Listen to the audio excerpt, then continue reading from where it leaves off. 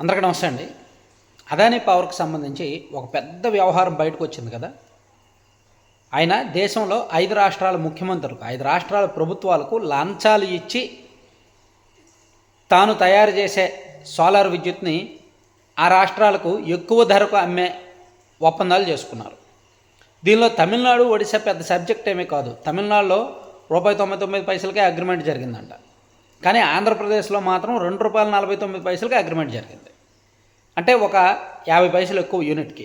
దానివలన ఆంధ్రప్రదేశ్ రాష్ట్రానికి రాబోయే 25 ఏళ్లలో 1,10,000 కోట్లు నష్టం. పైగా దీనికి దేశవ్యాప్తంగా ఈ సీఎంలందరికీ కూడా 2,029 కోట్లు లంచం ఇచ్చినట్టు అమెరికాలోని న్యాయస్థానంలో, న్యూయార్క్లోని న్యాయస్థానంలో కేసు నమోదైంది. FBI ప్రపంచంలో అత్యున్నత దర్యాప్తు సంస్థగా ఉన్న FBI దీని మీద దర్యాప్తు చేస్తోంది. జగన్మోహన్ రెడ్డి గారి విలువ 1,750 కోట్లు. సరే, ఇదంతా ఇప్పుడు ఎందుకు చెప్తున్నాను? పొద్దున్నుంచి 2-3 వీడియోల్లో చెప్పిందే. ఇప్పుడు ఎందుకు చెప్తున్నాను? ఈ స్కామ్ ఒక విచిత్రమైన పరిస్థితుల్లో ఉంటుంది. బహుశా ఒక వారం రోజుల్లో మొత్తం సమస్య పోవచ్చు. మీకు ఒక ఉదాహరణ చెప్పనా? నిన్న అదానీ గారి కంపెనీలన్నింటిలో కూడా షేర్ వాల్యూస్ ఒకేసారి పడిపోయినాయి. దాదాపుగా 2,24,000 కోట్ల వరకు నష్టపోయింది. కానీ ఈరోజు మళ్ళీ తేరుకున్నాయి. ఈరోజు ఆల్మోస్ట్ 70% పైగా తేరుకున్నాయి షేర్లు.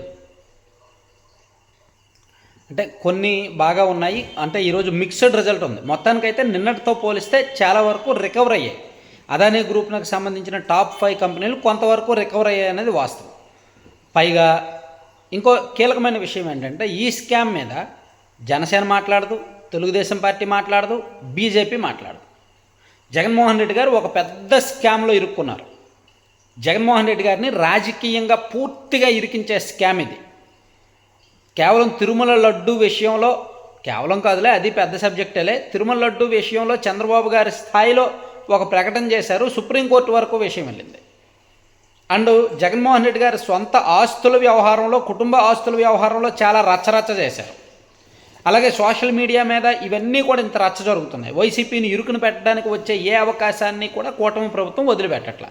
మరి 1,750 కోట్లు తమ రాజకీయ ప్రత్యర్థి లంచం తీసుకుంటే, అమెరికాలో కేసు నమోదైతే, FBI దర్యాప్తు జరుపుతుంటే, ఇక్కడ కూటమి ప్రభుత్వం ఏమైనా దూకుడు ప్రదర్శించిందా? ఈరోజు మీరు అబ్జర్వ్ చేయండి. ఎవరైనా కొంచెం అగ్రెసివ్గా మాట్లాడారా? ఏ ఒక్క మంత్రి అయినా, ఏ ఒక్క ఎమ్మెల్యే అయినా సరే ఈ లంచం గురించి, పర్టికులర్గా ఈ కేసు గురించి అగ్రెసివ్గా మాట్లాడారా? మాట్లాడారు. కాస్త దీని మీద దర్యాప్తు జరగాలి, దీని మీద పరిశీలన జరగాలి, దీని మీద నిజాలు తేలాలి అనేటట్టే చెప్పారు తప్ప జగన్మోహన్ రెడ్డి గారిని మరింత డిఫెన్స్లోకి నెట్టేసేలాగా మాట్లాడరు. ఎందుకంటే అదానీ నుంచి లబ్ధిదారులు వీళ్ళందరూ కూడా. దేశంలో ఉన్న రాజకీయ పార్టీల్లో, దేశంలో ఉన్న రాజకీయ నాయకుల్లో మోర్ దాన్ 60 to 70% అదానీ గుప్పెట్లోనే ఉంటారు. కార్పొరేట్ ఫండింగ్ కావచ్చు, కార్పొరేట్ లావాదేవీలు కావచ్చు, కార్పొరేట్ స్నేహాలు కావచ్చు, రాజకీయాలను ఏ విధంగా ప్రభావితం చేస్తాయి, ఏ విధంగా శాసిస్తాయి అనడానికి ఈ ఉదంతమే ఉదాహరణ.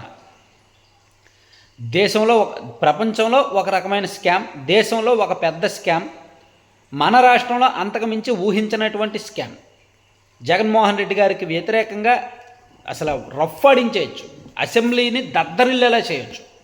కానీ చంద్రబాబు నాయుడు గారు చాలా సింపుల్గా దీని మీద పరిశీలిస్తాం, దీని మీద సమీక్ష చేసి నిర్ణయం తీసుకుంటాము అని చెప్పారు. ఎందుకంటే అదానీ జోలికి అంత ఈజీగా వెళ్ళరు.